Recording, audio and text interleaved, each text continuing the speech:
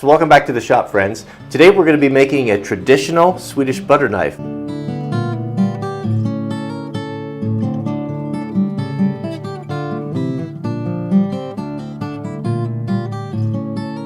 So this is a traditional Swedish butter knife and breadboard. This is one of the many traditions, Scandinavian traditions, that Mrs. W brought to the family, and something that I think is really charming and that we use a couple times a day. Everyone has their own. It's really nice. And so how we use it is, of course, to put butter on toast or bread. The Swedes eat a lot of bread, they eat a lot of cheese, and to take this little individual breadboard with your own butter knife is kind of cool. So they come in all different shapes and sizes. These are just some old ones. I think this is one that I made maybe years ago. So I thought we would make one of these today. This little combination right here, I'll show you how to present it real nicely at the end. It makes a wonderful little gift. So the first thing we need to decide on is what we're going to use for material. My goodness, we've got so many choices to make here. These are little, all sorts of scraps of wood, all sorts of species. We've got some fir here. We've got some hickory. Looks like we've got some oak, more hickory, maple. Look at the walnut. Walnut's always really nice. I think the majority of the ones that we have are all made out of walnut. We've got, what is this one here? Look at that. That's a beautiful piece of walnut right there. It's got some grains in it. And we got here is maple. I think maybe maple. I like the light wood.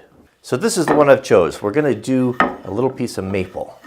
So this is the pattern that I've always went off, but we're not going to do that today. We're going to see if we can't spice this up a little bit, make it even cooler.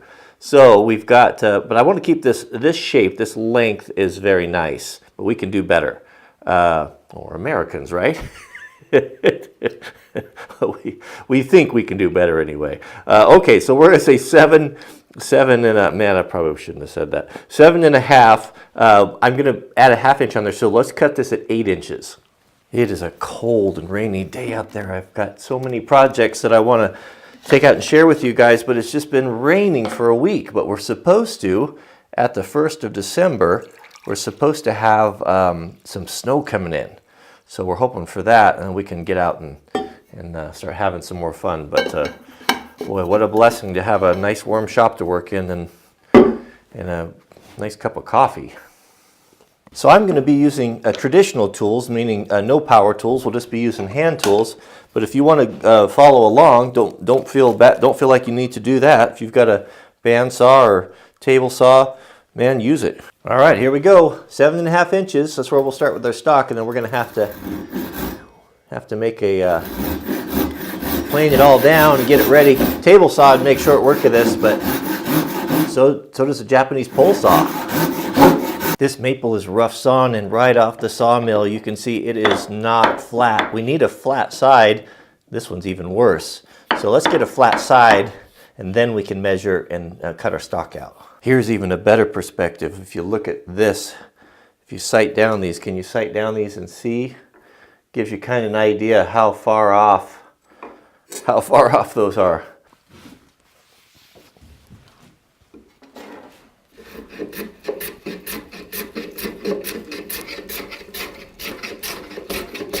If you're working from a rough sawn piece of wood that doesn't have a flat side on it, you can use an ancient method called winding sticks, where you take 2 sticks that are flat on one side and you put them at each end, and then you can sight down them.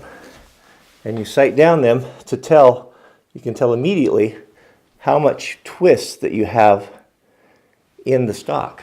We'll rip our stock now to 7/8 of an inch.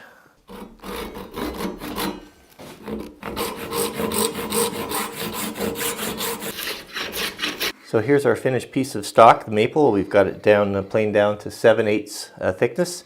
You can see here from the traditional handle, this is a lot thicker. And there's a reason for that here that will all come clear in a minute. You can see here we have our size. So if you wanted to go with a pattern or something, right there you have what you need, and you can trace that once you make something you like, and then reuse it over and over again. But we're going to start from scratch. I have something beautiful in my mind. You're going to need something to make a radius. A compass, of course, is the best. If you don't have a compass, I didn't have any for a long time, and I used a a pair of scissors and I'd tape a pencil on it, but a compass like this here that we'll use, and that the radius that we're going to want to make is going to be about 12 inches. This is going to be beautiful. Okay, so we'll start in the middle, and what we want on the back side is we just want a radius. A very nice radius. I'm saying that radius is going to be about, it's not 12 inches, probably closer to 10. Something like this. Okay. Now, this here, a more comfortable handle, similar to the handle that I made for Jack's hatchet. This is going to come up and be, this is a radius here, and this is going to be pretty delicate right there. It's going to be pretty thin. Something like this. Okay, change it up a little bit. I don't want those hard straight lines. That doesn't look good. It doesn't look organic or nice. So what we've got is this is round. I want it to look kind of like a leaf. So we have this going like this here, and this on the back side here, then this here also. We have this curve, so we need this to come in nicely here and then down. So this is, it comes to a point, but everything is round and everything is proportionate there. That looks good. That's where it's at. So to cut this out, we'll use our coping saw. If you have a jigsaw, bandsaw, that would work better, but if you don't, you need to cut curves, and we can use our coping saw. So here's our final shape. That is nice, isn't it? I've always felt that these butter knives weren't great for spreading. The shape of it, wasn't great, wasn't as good. And I like to have maybe Americans want to get everything done so quickly that we always design tools to do that. Maybe we should take a little bit more time and enjoy the process than, probably something to that. Anyway, this is going to be the design that I came up with. I think that looks cool. Isn't that nice? I think it's going to fit nice in the hand, and be able to dip out of there and brush that. So we're going to have a full thickness handle. That's the why I wanted this stock to be so thick, so it's a comfortable handle. Quite a bit thicker than this one here. That's very nice and fits good in the hand. And then this will be, of course, go down to a thin taper. 1/4 inch thickness for our rough cut, and then that'll give us plenty to come down to our point with. So I've traced that out there. The middle, we'll go to the middle. And so we'll rough cut this out with our saw.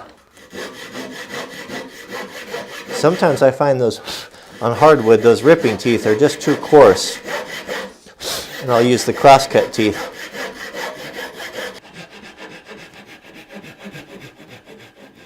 So here's our rough shape. You can see, so left a 1/4 inch right here with the saw. That'll give us plenty of room to carve. We'll have a little bit thicker back on it just for strength, because this is a little delicate right there. You can use any sort of knife you like to do this carving. It doesn't so much matter. I think that since we're doing a Scandinavian type project, you'd want to use a Scandinavian knife. Something like more of a bushcrafting knife that has a Scandinavian grind on it is always great for this sort of tool. My John Deering knife here that he made for me, I actually keep that in my wood shop. I use it more in here than I do anywhere else. Here's some traditional Swedish knives. I don't know if you've seen these or not before. I bought these when I was in Sweden last time. A couple of these. These are made by Mora, and this is what they use to carve the Dala horses, the little traditional classic Swedish horses. And what's really nice is this was $4. It was a handmade birch bark sheath. I wish I would have got, even the man who built it had his initials and everything on there. I wish I would have bought more of these. They are just delightful. But isn't that a great sheath for a carving knife? So we'll, even these type. I use these flex cuts here. These are kind of nice too for real hard work, but maybe a combination of 3. But you can do everything. I'll do everything here with the traditional bushcrafting knife. So I spared you the half hour of carving and sanding there, but that's what we came up with compared to the original. Which one do you like better? Man, this feels so good in the hand. I wish someone would make me a knife like that. That is perfect. So I just carved out the rough shape of it with the bushcraft knife there. You can see those 45s in there. And then sanded everything smooth. 60, 150, and then finished up with 220. But we're not done yet. We're going to do the best part next. That looks good though, doesn't it? And nice, it'd be good for spreading on toast. It's nice and wide. You can get it in the butter dish. Man, we might be onto something right there. Tried to leave kind of the rough carving shape a little bit. You can see there on that back side. Maybe you can there. Can we focus here? There we go. I like that. I like it. Things, when you grab it and say, okay, that's not machine made. Machines can't duplicate that. Only people can. We are going to stain the handle only, stain the handle with a traditional Swedish green color right there. So I'm going to use some frog tape. So for the handle, we're going to use some traditional Swedish green stain made in Germany. Oh, the best of both worlds. You know it's going to be good. Oh, look what I've done. We have a green bench here. It's a beautiful color. Just gorgeous. Timeless color. Always looks good. Looked good 100 years ago. Looks just as good today.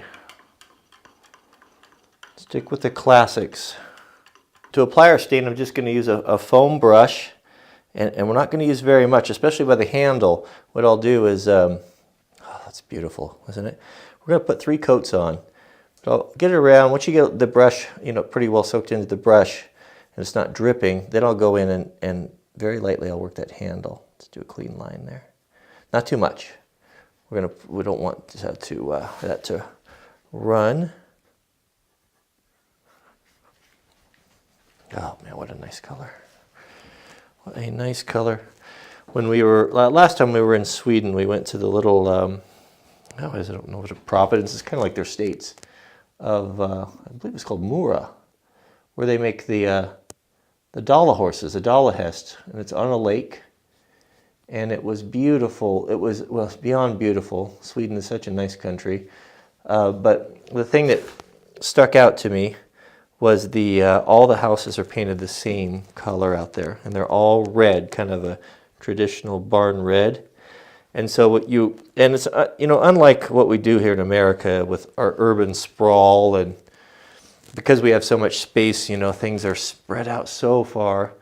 There, like in Germany or Austria, you drive drive through the country and through the forest, then you come to a little town where everyone lives, and then it opens up again into the country, and then you drive a little bit and you come to the next town. It's actually quite charming. It's so nice. And then when you are in a town, you can walk to everything.